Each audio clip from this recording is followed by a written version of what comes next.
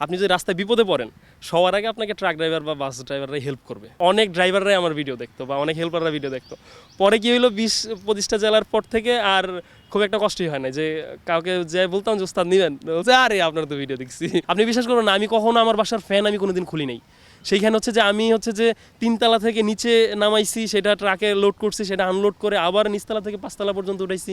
বাংলাদেশের 64টি জেলা, যে জেলাগুলো ভ্রমণ করার ইচ্ছা থাকে সবারই, তবে সেটি যদি হয় বিনা টাকায় তাহলে কেমন হয়? আমাদের সঙ্গে রয়েছেন গোলাম কিবরিয়া শাওন, যিনি 64টি জেলা ভ্রমণ করেছেন। জানবো এই ভ্রমণের পেছনের গল্প। আমার এই বিনা টাকায় বাংলাদেশ ভ্রমণের একটা উদ্দেশ্য ছিল, একটা না বেশ কয়েকটা উদ্দেশ্য ছিল, যে অনেকগুলো পারপাস নিয়েই আমি মূলত বের হয়েছিলাম।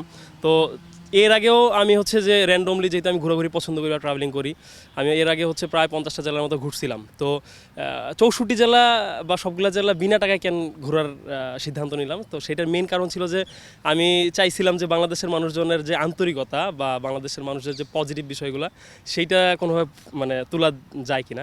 আমি মেইনলি হচ্ছে যে আপনার মানে ট্রাকে যাইতাম, ট্রাক, পিক আপ বা কাভার্ড ভ্যান, মানে আপনার পণ্য পরিবহন, যেটা মাল পরিবহন, তো সেই সব গাড়িতে যাইতাম। বাসে কেন যাইতাম না? বাসে তো হচ্ছে যে মানে বাস যে চলে, বাসের যে মালিক আছে বা বাসের সাথে সংশ্লিষ্ট যারা আছে তারা তো জীবিকাই নির্বাহ করে, মানে বাসটা চালায়। তো আমি চাই নাই কখনো কারো জীবিকায় হচ্ছে যে মানে করতে, মানে ইন্টারাকশন করতে। প্রথম দিকে রিজেকশন পাইতাম, কিন্তু একটা টাইমে যখন আমার প্রায় 17-18-20টা জেলা হয়ে গেল, তখন হচ্ছে যে রিজেকশনটা খুব কমে গেল।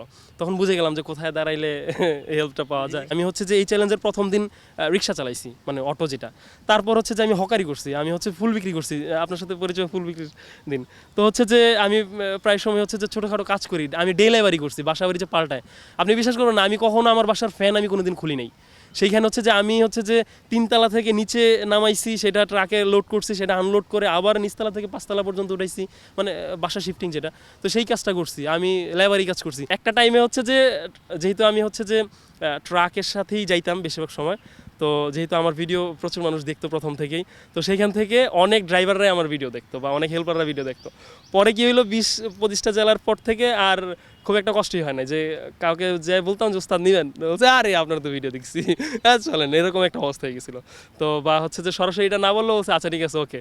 পরে ওঠার পর অফ ক্যামেরা বলছে হ্যাঁ আপনার তো ভিডিও দেখি, অ্যাকচুয়ালি এই জন্যই নিলাম।